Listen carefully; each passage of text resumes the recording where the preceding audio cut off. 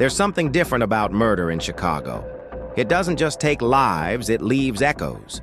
In this video, we revisit 3 of the most haunting killings the city has ever seen. From poison pills to mass executions in fast food chains, every case left a scar. And questions that still burn. Stay with us to the end and subscribe if you want more stories that don't fade with time. Case 1. The Tylenol Murders. Poison in plain sight. It began with something as ordinary as a cold. On the morning of September 29, 1982, 12-year-old Mary Kellerman of Elk Grove Village, Illinois, woke up not feeling well. Her parents, like millions of others, would reach for a bottle of extra-strength Tylenol. Just 1 capsule. Minutes later, Mary collapsed. She was rushed to the hospital, but it was too late. She died almost instantly. Her sudden death was shocking, but it wasn't unique for long. Just hours later in Arlington Heights, 27-year-old postal worker Adam Janus also died suddenly and inexplicably. Doctors were baffled. Then, in a horrifying twist, Adam's brother Stanley and sister-in-law Teresa also took Tylenol from the same bottle and both died within the next few hours. What began as isolated tragedies turned into a horrifying pattern. Within days, 4 more people died. Mary McFarland, a young mother working at a retail store in Lombard; Paula Prince, a United Airlines flight attendant; and Mary Reiner, who had just returned home from the hospital after giving birth. All were healthy. All had taken Tylenol. All died within moments. The only connection each of them had consumed capsules of extra-strength Tylenol bought in the Chicago area. As the death toll rose, panic gripped the city. Pharmacies began pulling Tylenol from shelves. Local authorities issued warnings. And when forensic scientists discovered that the capsules had been laced with lethal doses of potassium cyanide, fear turned into horror. The poison wasn't inside the medication itself. It had been added later. Someone had opened Tylenol bottles in stores, inserted cyanide-laced capsules, and resealed the packaging to look untouched. This was no accident. It was calculated murder. Authorities from local police to the FBI launched a full-scale investigation. More than 100 officers and agents were assigned to the case. They scoured security footage, interviewed store employees, and tracked down every bottle purchased in the affected areas. The FBI issued a public statement urging people not to consume Tylenol until further notice. Johnson & Johnson, the maker of Tylenol, took swift action. They halted all production, issued a nationwide recall of over 31 million bottles, and offered to exchange any suspect product. The financial cost? Over $100 million. But the human cost was immeasurable. Families were shattered. Communities were paralyzed. A sense of trust, the kind people place in the safety of everyday products, was violently stripped away. Investigators eventually received a chilling letter. It was a typed extortion note sent to Johnson & Johnson demanding $1 million in exchange for halting the poisonings. The letter was traced back to James William Lewis, a man with a criminal past who had previously been arrested for fraud. Lewis was convicted not of the murders, but of attempted extortion. He served time in prison. But to this day, no one has ever been charged with the actual killings. There were no fingerprints on the bottles, no surveillance footage clear enough to identify a suspect, no credible eyewitnesses. The case remains unsolved, and that is what makes it so terrifying. The Tylenol murders weren't crimes of passion. They weren't committed in secret behind closed doors. They happened in public, on store shelves, in suburban neighborhoods, inside the very homes where people should feel safest. The randomness of the act shook the country. Anyone could have been a victim, a sick child, a parent, a traveler. The poison didn't discriminate. Even decades later, the case casts a long shadow. In the years that followed, the U.S. government passed new legislation making product tampering a federal offense. Packaging standards were revolutionized. Tamper-evident seals, blister packs, and foil wraps became the norm, first for medication, then for food, drinks, and countless other consumer goods. The Tylenol tragedy became a turning point in American safety regulation. But for the families of the victims, that was little comfort. The Janus family lost 3 loved ones in a single day. Mary Kellerman's parents never saw justice for their daughter. And Paula Prince's haunting image captured by a store security camera, smiling just moments before she purchased her fatal bottle, became one of the most chilling symbols of the case. Over the years, new forensic technologies have emerged. DNA testing, advanced toxicology, and data analytics have helped solve many cold cases. But the Tylenol murders remain just beyond reach. In 2009, federal agents raided the home of James Lewis, again seeking new evidence. They collected DNA samples and scoured old documents. Still nothing concrete tied him to the crime scene. Some believe the killer may have acted only once, a single spree intended to instill fear, then vanish. Others think the killer enjoyed watching the chaos unfold, remaining hidden in plain sight. There have been copycats, too. In the years after the Tylenol scare, similar product tampering incidents occurred, though none with the same deadly precision or scale. The Tylenol case stood alone. It was clean, quiet, untraceable. Today, the story lives on in textbooks, crime documentaries, and corporate crisis management seminars. It's studied not just for its horror, but for its implications. How a trusted brand can fall, how safety can be compromised by a single unseen hand. But above all, it's remembered for the fear it unleashed. Not fear of a person, fear of the ordinary. Fear that something so small, so familiar, a pill, a bottle, a capsule, could become the instrument of death. That fear lingers still. And the killer. If they're alive, they've carried a secret for more than 40 years. A secret that stole 7 lives, rewrote national policy, and left a wound that has never fully healed. One capsule at a time, one household at a time, one tragedy too many. As years passed, the story faded from headlines, but not from memory. It became a staple of every most disturbing unsolved crimes list. People who lived through the scare still remember checking their medicine cabinets in fear, tossing out unopened bottles, and wondering if the killer might strike again. For parents, it changed how they cared for their children. For companies, it redefined what responsibility looked like. For law enforcement, it became one of the most frustrating dead ends in modern American criminal history. What makes this case particularly eerie is its total lack of resolution. There is no face to match the fear, no known motive, no clear benefit to the killer. It wasn't for revenge, it wasn't political, it wasn't even personal. It was in the purest form a crime meant to terrify, and it succeeded. People began reading expiration dates more carefully. They peeled safety seals with hesitation. They questioned what other everyday object might one day be used to kill. The story inspired movies, novels, even episodes of crime shows. But none of them quite captured the silent dread that swept through America in the fall of 1982. It wasn't a gunshot in the night. It was a whisper in the medicine aisle. In the years since, Johnson & Johnson has been widely praised for its response, pulling products swiftly, communicating with the public honestly, and leading the charge in safer packaging. In many ways, their brand recovered. But the families, they didn't. 7 families were left without answers, without closure, without names to blame or graves to point to with fury. Only questions. The Tylenol murders weren't just about poison. They were about vulnerability, about how a system built on trust can collapse in an instant, and how evil doesn't always wear a mask. Sometimes it's invisible, hidden inside something we all use. Even now, decades later, law enforcement maintains an open file, hoping perhaps foolishly that someone will talk. That DNA will link an old suspect. That guilt will finally surface. But maybe the most terrifying truth is that the killer never needed to act again. Because once was enough to change the world. Case 2. The Gage Park Massacre. 2016.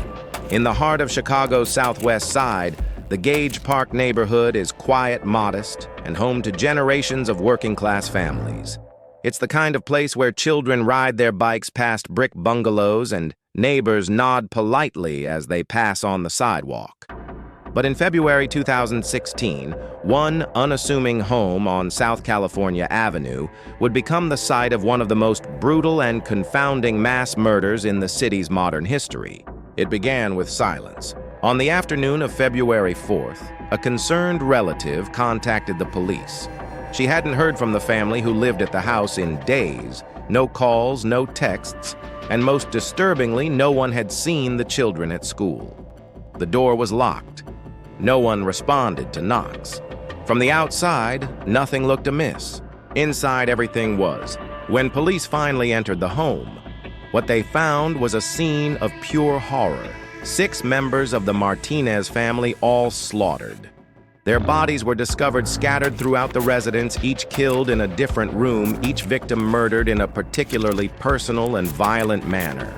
The victims were identified as 62-year-old Noe Martinez Sr., his wife, 58-year-old Rosora Martinez, their son, Noe Jr., his wife, and 2 of their grandchildren, Leonardo, 13, and Alexi, 10.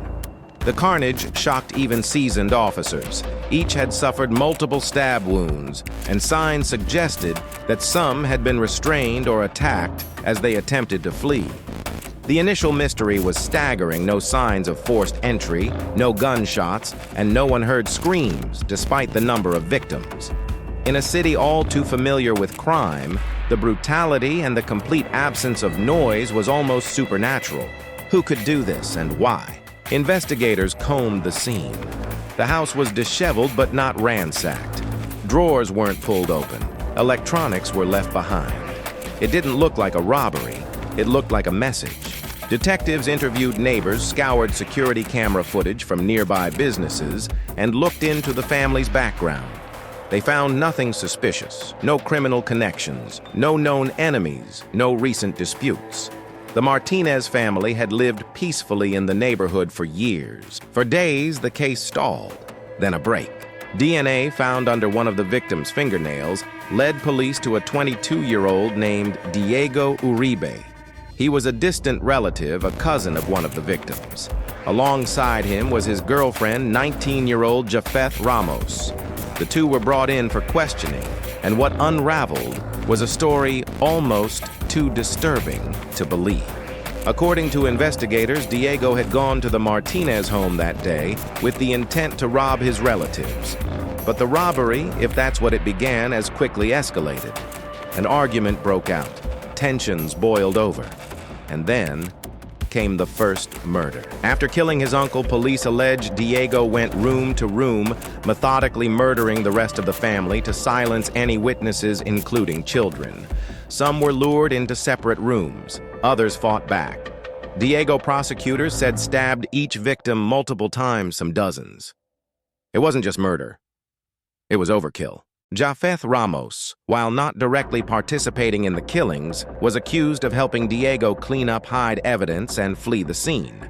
The duo was arrested and charged with 6 counts of first-degree murder, among other charges. But as disturbing as the confession was, the motive remained murky. Why this family?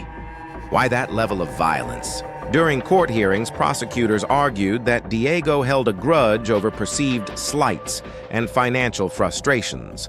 Some speculated he was angry about being cut off from the family's help. Others believed it was simply greed, or worse, a desire for dominance. The randomness of the act, mixed with the closeness of the connection, chilled even seasoned prosecutors.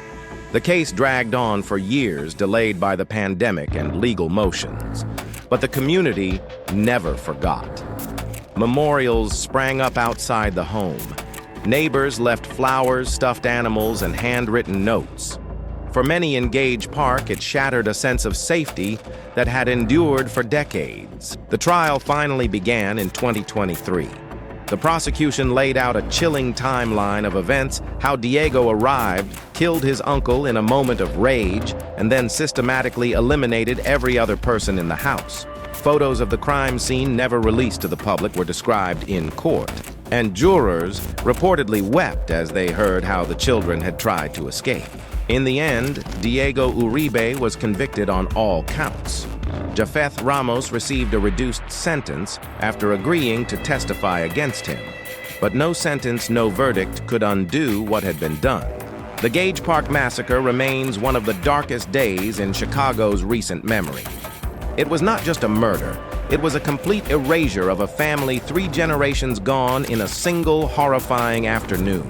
And perhaps most chilling of all is this: the killer didn't come from the shadows.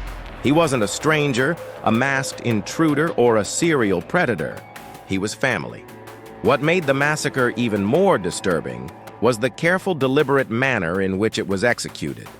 Investigators noted the lack of defensive wounds on some victims, suggesting they may have been ambushed or caught completely off guard. The children, Leonardo and Alexei, were reportedly killed last. This timeline gave rise to a haunting thought that they may have witnessed the fate of their family before meeting their own. At the trial, prosecutors painted a detailed picture of the psychological breakdown Diego Uribe had gone through. Testimonies revealed he had become increasingly bitter in the months leading up to the murders, jobless, aimless, and angry. Though his past did not show signs of extreme violence, his girlfriend later told investigators that he often expressed resentment toward relatives who looked down on him or refused to lend him money. There was no doubt the attack was personal. Prosecutors revealed that Diego stabbed some victims over 40 times. The brutality spoke not just to an attempt to silence, but to inflict pain. It was not the behavior of a man merely seeking to escape.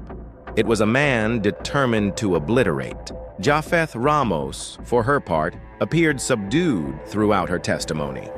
She described herself as terrified during the killings, but admitted to helping Diego dispose of clothing and attempting to wipe down surfaces. She claimed she was emotionally manipulated and paralyzed by fear. Some believed her. Others viewed her silence during and after the massacre as complicity. One of the most heartbreaking details came from the timeline reconstructed by police. Between the first and last murder, more than an hour had passed. This suggested that some of the family members may have spent their final moments aware of what was coming. The thought of young children hiding in a home, waiting, listening to the unimaginable unfold, was more than most could bear. In closing arguments, prosecutors reminded the jury that this wasn't a random act or the result of a sudden psychotic break. This was cold, planned, purposeful. He knew what he was doing, one attorney said. He looked those children in the eye. The jury agreed. In 2023, Diego Uribe was sentenced to life in prison without the possibility of parole. The courtroom was filled with both grief and a hollow sense of justice.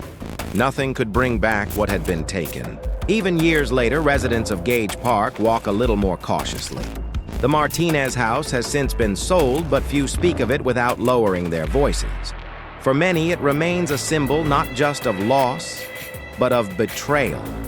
The idea that someone so close could bring such devastation shook the community in ways that statistics and news stories could never fully convey. The Gage Park Massacre didn't just leave behind 6 graves, it left behind a scar across the heart of a neighborhood. Case 3. The Brown's Chicken Massacre. On the night of January 8, 1993, a small Brown's Chicken and Pasta restaurant in Palatine, Illinois, just northwest of Chicago, closed for the last time.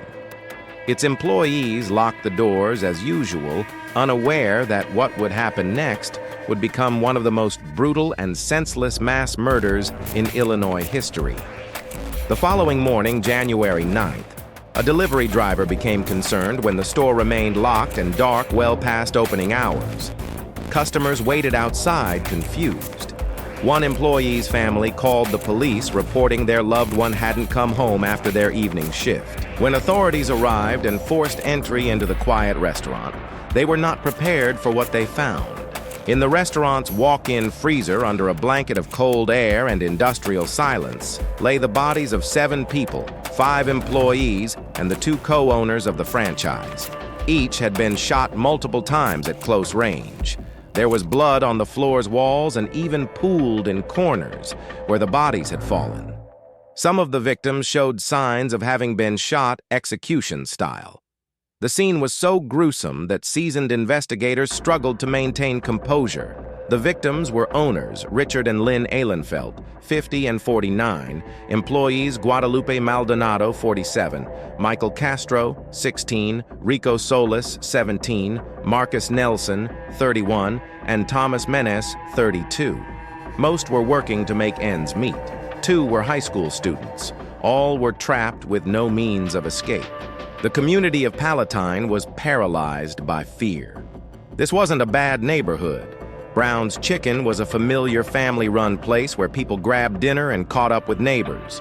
Now it was a crime scene soaked in blood and unanswered questions. There were no signs of forced entry. Investigators concluded that the killers were likely let in willingly, either because they were known to the victims or had arrived just before closing and pretended to be customers. Initial leads were few. No fingerprints, no security footage, no immediate motive. The cash register had been emptied, but the amount stolen didn't seem significant enough to justify such overwhelming violence. The sheer brutality pointed toward something more personal or deeply disturbed. Detectives worked around the clock, fielding hundreds of tips and following dozens of leads. They interrogated past employees, reviewed similar cases across the Midwest, and even investigated potential links to organized crime. But days turned into weeks, and weeks into years. The trail went cold. Meanwhile, the town mourned. The restaurant closed permanently. A makeshift memorial of flowers and candles lined the sidewalk. For years, the building stood as a silent reminder of what had happened, until it was finally torn down, unable to be repurposed or scrubbed of its memory. It wasn't until nearly 9 years later that the first break in the case came completely by accident. In 2002, Ann Lockett, a woman in her 30s, came forward to the police with an explosive confession. She claimed that her former boyfriend, Juan Luna, had admitted to her years earlier that he and his friend, James Degorski, had committed the Brown's Chicken murders. According to Lockett, Luna had described the night in chilling detail. He and Degorski planned the robbery to do something big. They waited until just before closing, then entered the restaurant under the guise of buying food. Once inside, they drew weapons and forced the employees and owners to the back of the store. Then methodically, they shot each person one by one. Lockett said she hadn't come forward earlier out of fear. But after years of nightmares and a failing conscience, she decided to tell everything. Skeptical at first, investigators reopened the case and pulled preserved evidence from 1993, including a partially eaten piece of chicken found in the garbage. They tested it for DNA. Miraculously, the sample yielded a match Juan Luna. It was one of the earliest and most high-profile examples of DNA being used on old biological material to solve a cold case. When confronted, Luna confessed, though his defense would later argue that it was coerced. Luna was tried and convicted in 2007. He received a life sentence. Degorski was arrested soon after and also convicted in 2009. Both men would spend the rest of their lives behind bars. Still, many questions remained. Why such extreme violence? Why kill every witness, even the teenagers? In interviews, Degorski reportedly showed no remorse. He claimed they wanted to do something big to prove they could get away with it. There was no vendetta, no personal hatred, just a desire for notoriety. In that way, their crime bore the hallmarks of pure sociopathy. The Brown's Chicken Massacre haunted not just Palatine, but the entire Chicago area for nearly a decade. It was a case that left behind grieving families, terrified communities, and a sense of lost innocence. And perhaps most chilling of all, if Ann Lockett hadn't spoken up, they might have gotten away with it. The trial itself became a major media event in Chicago. The public wanted answers not just for the crime, but for how 2 young men from suburban backgrounds could commit something so cold-blooded. Juan Luna had been a former employee at Brown's Chicken. He had worked under the Ehlenfelds and knew the restaurant layout intimately. That detail explained why the killers moved through the building so quickly and efficiently, why there were no signs of struggle or confusion. The court heard that Luna and Degorski had considered themselves outcasts, bored, disaffected, and fueled by a desire to break boundaries. They weren't hardened criminals. They were two suburban young men looking to shatter norms in the worst way imaginable. Witnesses described how Luna, during his confession, had broken down crying not necessarily from guilt, but from fear of what would happen next. He drew diagrams of the restaurant, explained where each victim was located, and even detailed the type of gun used. It was information no one outside law enforcement could have known. Despite the confession, Luna's defense team pushed hard against the DNA evidence, claiming that the degraded sample on the chicken bone could have been contaminated. They alleged that Luna's admission was coerced after hours of interrogation, but the jury believed otherwise. The details were too precise. The timelines matched too closely. The brutality could not be dismissed. The courtroom filled with family members of the victims remained hushed as the verdict was read. Some wept, some sat frozen. It had been over a decade of pain, uncertainty, and anger. Now there was at least a name, two names to attach to the horror. James Degorski's trial followed soon after. Unlike Luna, he never confessed. His demeanor throughout was described as detached, even smug at times. In one particularly chilling moment, a jailhouse informant testified that Degorski bragged about the killings and even said he felt nothing when doing it. That statement sealed his fate. He too received a life sentence. In the years that followed, both men attempted appeals. Luna's legal team continued to challenge the DNA evidence. Degorski claimed poor legal representation, but the courts upheld the original verdicts. One detail that never left the minds of investigators was how long it had taken to crack the case. 9 years. For nearly a decade, two mass murderers had walked free, living ordinary lives, shopping in grocery stores, blending into society. It was a reminder of how fragile justice can be and how many crimes go unsolved not for lack of effort, but for lack of luck. For the families of the victims, the pain never truly faded. Parents who lost sons, children who grew up without their fathers, spouses who went to sleep alone for the rest of their lives all carried scars. Many never returned to Brown's Chicken again, even under different ownership. The restaurant chain itself took a hit. Though the Palatine location was the only one involved, the name became synonymous with tragedy. Some franchises shut down from declining sales. Others rebranded entirely. The Brown's Chicken name would never fully recover. A memorial now stands at the site where the building once stood. Simple, respectful, and haunting. Each victim's name etched in stone. On the anniversary of the murders, candles still appear there, lit by strangers who remember, by families who never forget. Even today, decades later, if you ask someone in the Chicago suburbs about the Brown's Chicken Massacre, they'll likely pause, lower their voice, shake their head. Because this wasn't just a case, it was a communal wound. And though justice eventually arrived, it came far too late for the 7 lives lost that night and for the many others who were never the same again. 3 crimes. One city that never forgets. If this haunted you, hit subscribe. We'll be back with more stories that don't stay buried.